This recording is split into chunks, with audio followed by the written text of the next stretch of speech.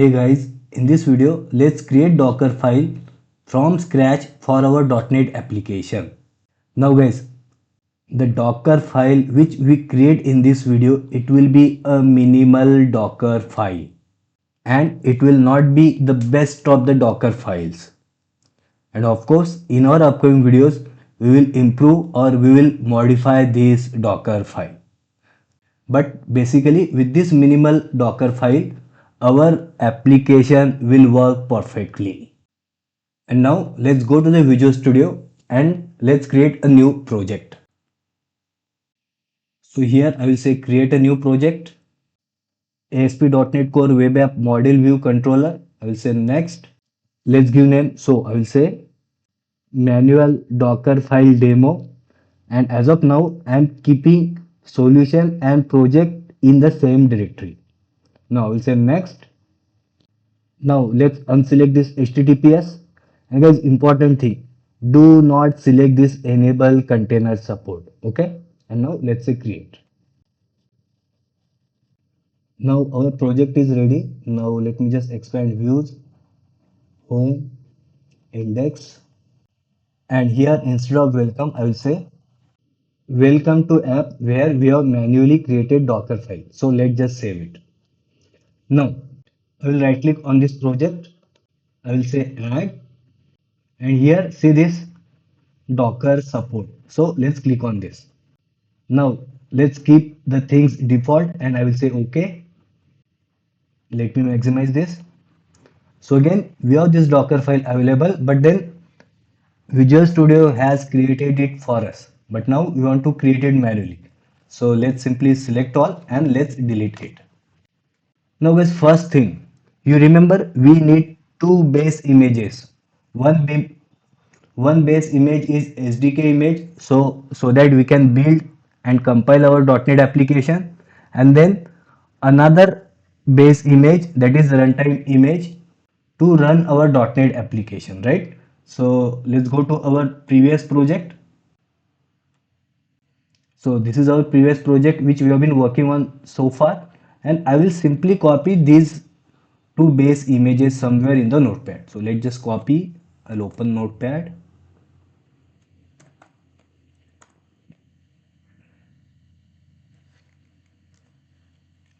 So this is our minimal low size runtime image where or using which we will actually run our application on production, and this is the SDK. So this is the large size image because it contains the tools and all other things required to build our application, right? So that's it. And now let's go back to our project again. And again guys, this Docker file which we are going to create now, it will be different than the Docker file which is by default created by Visual Studio. Okay.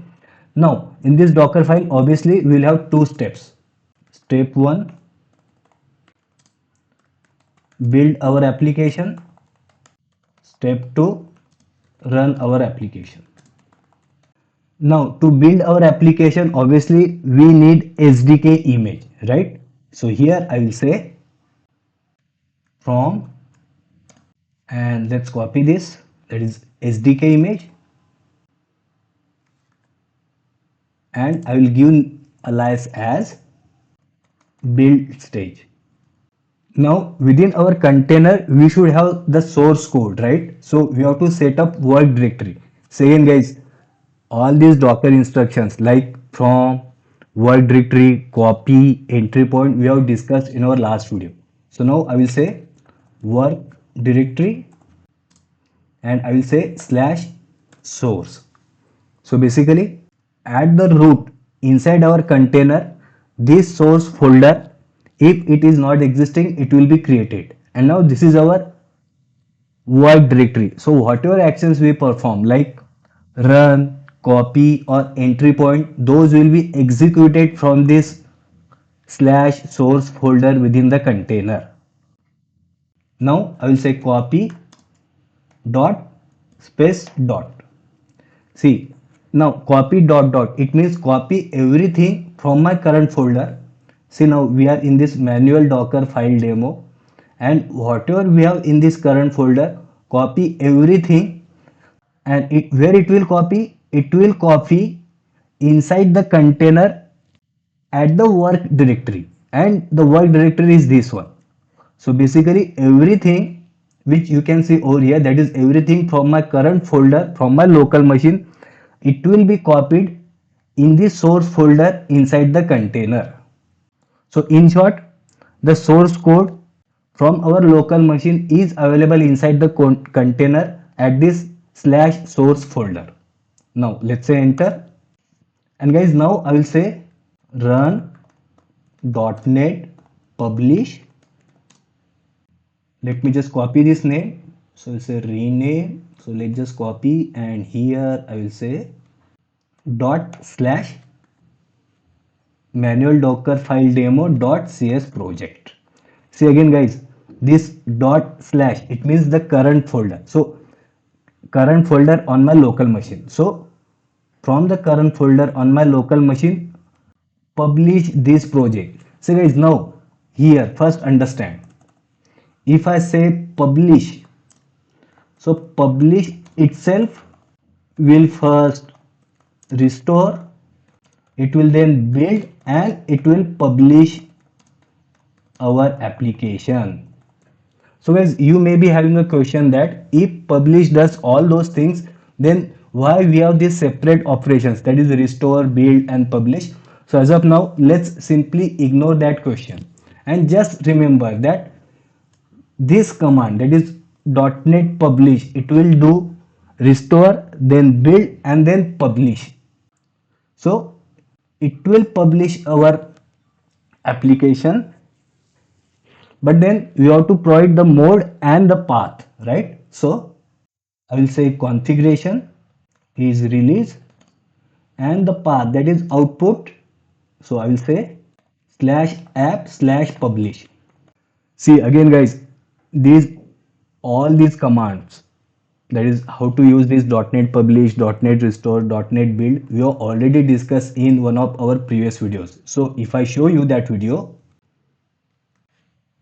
see this video number 7. So here we have executed our .NET application from PowerShell terminal. That is, we have executed it using these same commands. That is .NET restore, .NET build, .NET publish. Okay. So again, these commands we have covered in details in this video.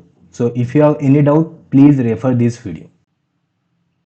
Now here, what is this slash app slash publish? So again, this is the path inside the container. So again, you see it starts with slash app, right? So that means it will start from the root folder, right? So in root folder, that is slash app slash publish, if this folder is not available, it will be created, and now the published output of our application, so in simple words, the DLL of our application, it will be published at this path inside the container. So in simple words, the published or the binary output, that is the DLL of our application, it is available inside the container at this location, right? So now the production runnable DLL of our application is available inside the container, right? And now we want to execute it. So second step is to run our application. So here again I will say from, and again as you can guess, you have to provide the base image, and the base image is, see this one. So it's a runtime low size image. So here I will say from this base image, then here I will set my work directory now. See guys, here also we set the work directory, but it was just assume it was for our source files, and now here let's set some other work directory. So I will say slash app, and let's assume it is to contain or to store our executable DLL. Now here I will say copy hyphen hyphen from is equal to build. So that is, from this build stage we are copying something. So from this build stage, from this path, Let me just copy this. So from this build stage, from this path, and then I will say dot. So again, this dot means current working directory. So our current working directory is this slash app. So I'm saying copy everything from this slash app slash publish. And if you remember, here we have our applications executable DLL. So we are simply copying it at this slash app, that is our working directory. So in simple words, at this location, that is slash app, again it is the root location inside our container. So at this location, our executable, that is binary or the DLL, is available. And then finally I will say entry point, will say .NET. So .NET is the command, comma, and then the name of our DLL will be, let's just copy this name, and I will say .dll. Now again, you may have questioned that how exactly or from which location it got this DLL, right? See, it's there in this slash app folder, and we have set this slash app folder as our working directory. And you remember we discussed that work directory is something from where all our copy, entry point or run commands get executed within the container. So at this location or from this location, we have this DLL available, and simply it will refer this DLL at that location, and then it will call this entry point. That means it will start running our application. So let's just save and let's hope it works. So again guys, if you run it from Visual Studio, it may or may not work, but our goal is this application should work from Docker CLI, right? So let's open PowerShell. Let's open it. Let me maximize. First let's clear screen, and now first let's go to this folder path. So let's just copy this path. Here I will say cd, let's say ls. So let's cross check, we have Dockerfile at this location. So yes, we have Dockerfile available over here, and now we have to build our image and then we have to run our image, right? So I will say docker build -t, and our application is manual docker file demo. So I'll say manual docker file demo colon, I will say version 1 and then dot. So again, this dot, it means pick the docker file required to build this image from this current path, right? So I will say enter.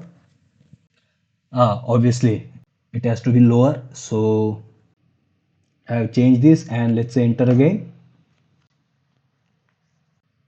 So it looks like the image has been successfully created. So let's cross check. So I will say cls and I will say docker images.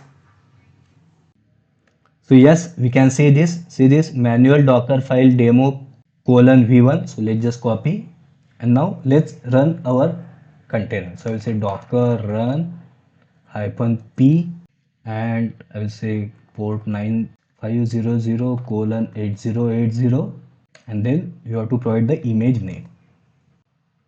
So again, this port 8080, that means the application is running on 8080 inside the container, and 9500, that means it is our local laptop's port number. So I will say enter over here, and it looks like our container is running, and let's cross check. So here I will say localhost colon 9500, and let's say enter. And yes, our application is working, and you see it says welcome to app, where we have manually created Docker file. So that's it guys for this video. Thanks for listening.